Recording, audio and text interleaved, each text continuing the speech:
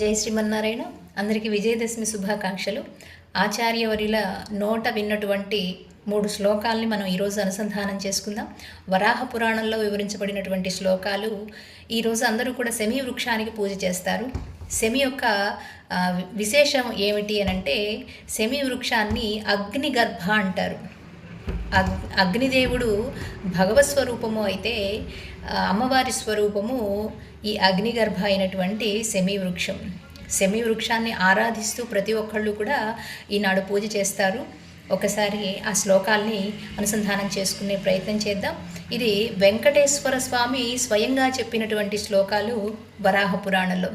శమీ శమయతే పాపం శమీ లోహితా కంటకాః ధారిణీ అర్జున బాణానాం రామస్య ప్రియవాదిని. ఇది వెంకటేశ్వర స్వామి అంటున్నారు.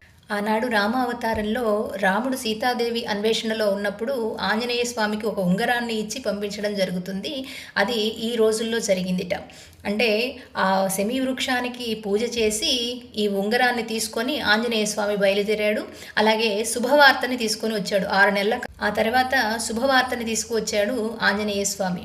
అలా రాముడికి ప్రియవాక్యం పలికినటువంటి రాముడికి ఏమిటి, సమస్త వానరులకి, అటు అయోధ్యావాసులకి, ఒక విషయం చెప్పాలంటే ప్రపంచం అంతటికీ కూడా శుభవార్తని తీసుకొచ్చినటువంటి సందర్భం.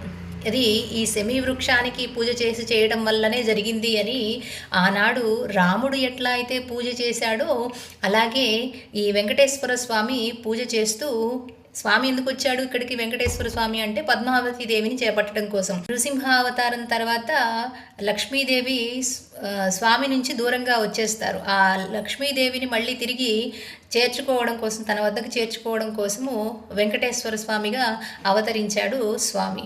అలా వెంకటేశ్వర స్వామిగా ఉన్నప్పుడు తను వచ్చినటువంటి కార్యం ఏదైతే ఉందో పద్మావతి దేవిని, లక్ష్మీదేవిని చేపట్టడం కోసం తన యొక్క ప్రయాణాన్ని సుగమం చేయమని చెప్పేసి ఈ శమీ వృక్షానికి పూజ చేయడం జరుగుతుంది.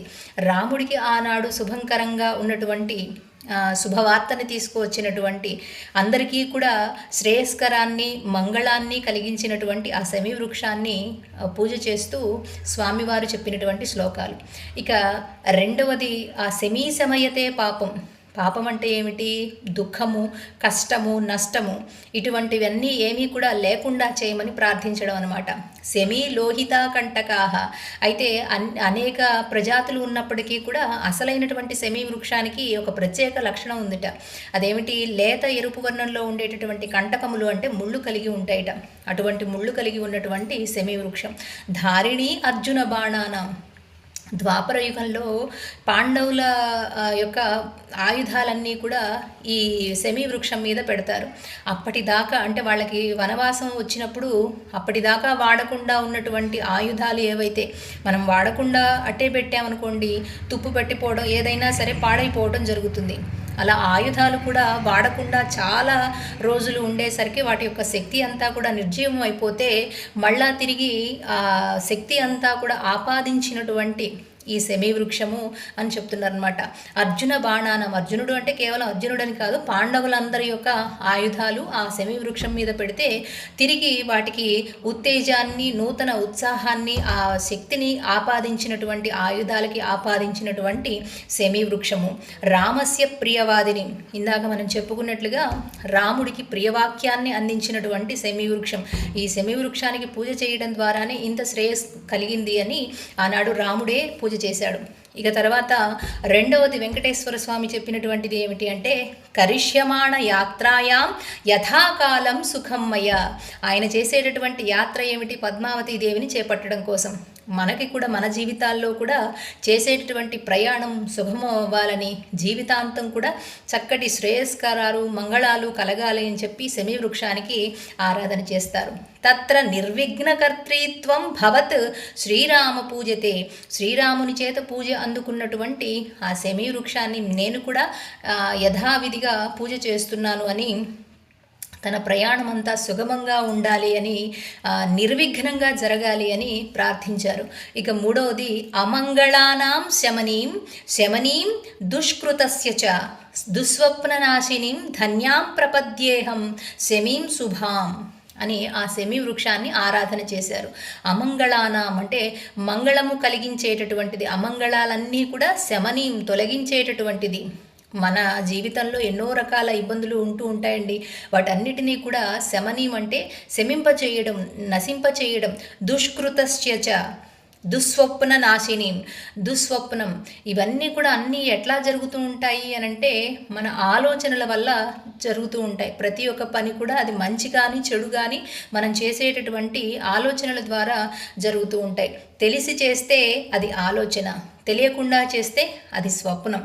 అలా తెలిసి తెలియకుండా చేసేటటువంటి దుష్కర్మలు, దుష్కృత్యాలు ఏవైతే ఉన్నాయో వాటన్నిటినీ కూడా నశింపచేయమని ఆ శమీ వృక్షానికి నమస్కరించుకుంటూ ధన్యాం ప్రపద్యేహం శమీం శుభాం, సకల శ్రేయస్సులని శుభాలని కలిగించాలి అని ఆ శమీ వృక్షాన్ని ప్రార్థన చేయడం అన్నమాట.